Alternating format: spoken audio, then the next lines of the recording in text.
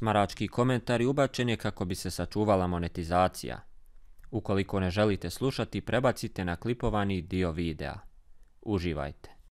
Influencerica Jovana Savović pretrpjela je ogroman hejt zbog svojih postova.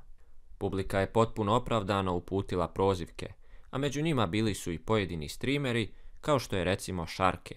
Nakon toga ona je gostovala u Česinom streamu gdje se je oglasila po pitanju svega.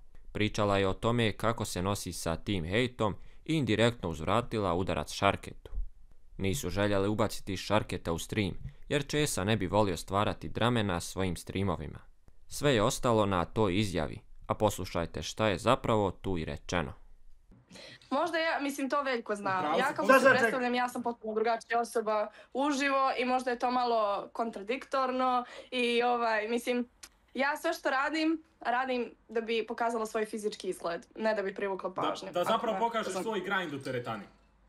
Da, a kako on doći u muzičku karijeru da provučiš kroz... Ali gledaj, ja razumijem i okej mi je kao možda nekom okej, svako ima svoj ukus, sve okej, ali s druge strane jako mi je bez veze kada nekoga muškarca ispališ i onda on krene da te hejtuje kao... Ko je to, ti? Ja ti ispalio?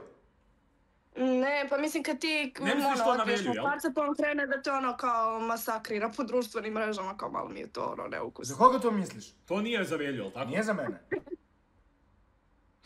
Pa ne znam sad, malo je ružno. Za mene? Pa nije za tebe. Jovana je uzvratila udarac Šarketu, a on se itekako upalio u čatu. Česa je spriječio dramu na svom streamu, ali je preporučio da to rade u svojim streamovima. Jovana se nakon toga postepeno počela povlačiti od takvog sukoba, međutim svi znamo šta slijedi nakon što se pojavi Šarke. Njegova reakcija zasigurno će izazvati mnogo veću dramu od trenutne. Kada se to desi, vi ćete dobiti novi isječak. A do tada podržite ovu reportažu i budite pozdravljeni. Ćao!